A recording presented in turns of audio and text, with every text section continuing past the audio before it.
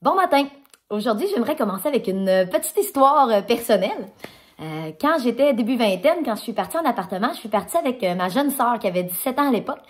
Puis si vous avez des frères et sœurs, vous aussi, vous savez que c'est pas toujours tout rose et que des fois, on se chicane. Puis un de nos plus grands sujets de discussion, c'était la pâte à dents. Donc, combien de fois j'ai chicané ma sœur parce que le matin, je retrouvais le tube de pâte à dents ouvert.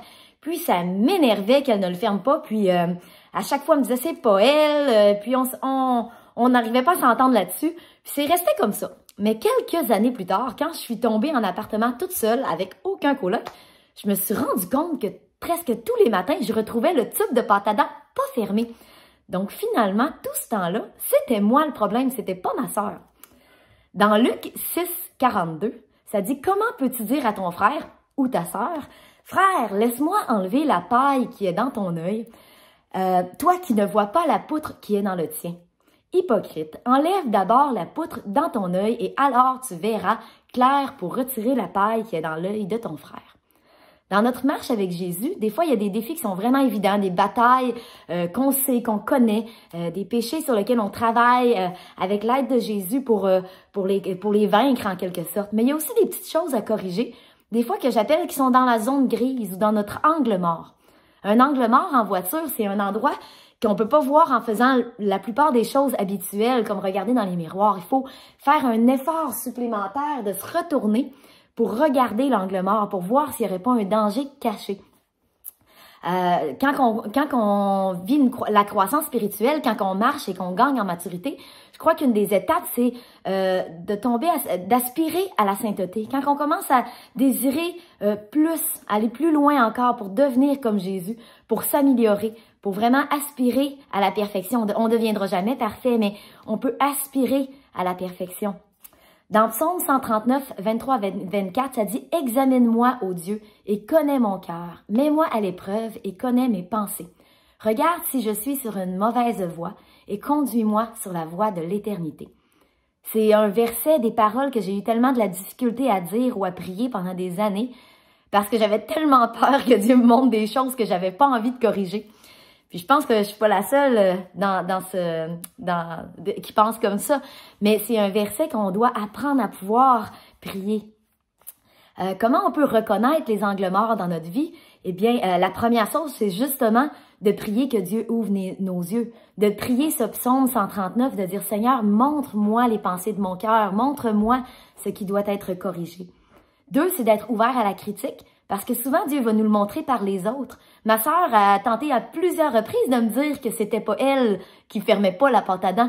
J'étais pas ouverte à ce qu'elle me dise que c'était peut-être moi.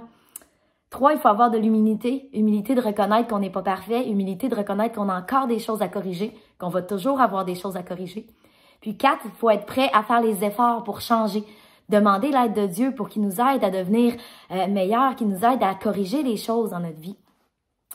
Et peut-être qu'aujourd'hui, ma pensée du jour peut vous paraître un peu lourde ou moralisatrice, ou peut-être que même si ça vous met un fardeau supplémentaire sur vos épaules, de dire « Ah non, j'ai encore plus de choses à travailler », mais c'est absolument pas le but aujourd'hui, parce que quand on voit le verset sur la paille et la poutre, la deuxième partie dit de retirer la poutre de notre œil pour pouvoir en voir assez clair, pour aider ton frère à enlever la paille dans la sienne.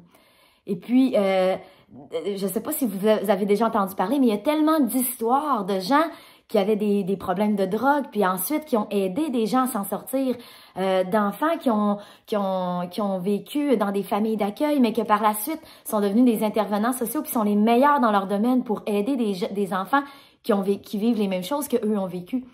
Que ce soit aussi les épreuves qu'on peut vivre, que ce soit un deuil, une fausse couche, une maladie. On est tellement plus à même d'aider les gens qui vivent les mêmes choses que nous une fois qu'on a passé à travers ça. En finissant, mon but, c'est vraiment pas de vous mettre de la pression. Au contraire, c'est que si vous êtes prêts, si vous êtes rendu à cette étape-là dans votre vie spirituelle, je vous encourage à prier le psaume 139 et d'être ouvert à ce que Dieu va vous montrer. Qu'est-ce que je peux, Seigneur, corriger dans mon cœur? Comment je peux continuer de m'améliorer pour devenir plus comme toi, mais surtout pour pouvoir aider les autres autour de moi? Pour pouvoir voir aussi, être prêt à voir tout ce que tu veux faire avec ma vie, avec la version de moi corrigée qui va pouvoir aider les autres. Vous savez, encore aujourd'hui, je suis mariée, j'ai 5 enfants, Puis je retrouve encore régulièrement le tube de pâte à dents pas fermé sur mon comptoir. Mais à chaque fois, ça me fait un petit sourire, puis ça me rappelle que j'ai des choses constamment à corriger. Puis ça met cette prière dans mon cœur. Seigneur, montre-moi ce que tu veux que je change dans ma vie. J'espère que ça vous encourage, puis que vous allez pouvoir prier ce psaume-là avec moi aujourd'hui. Bonne journée!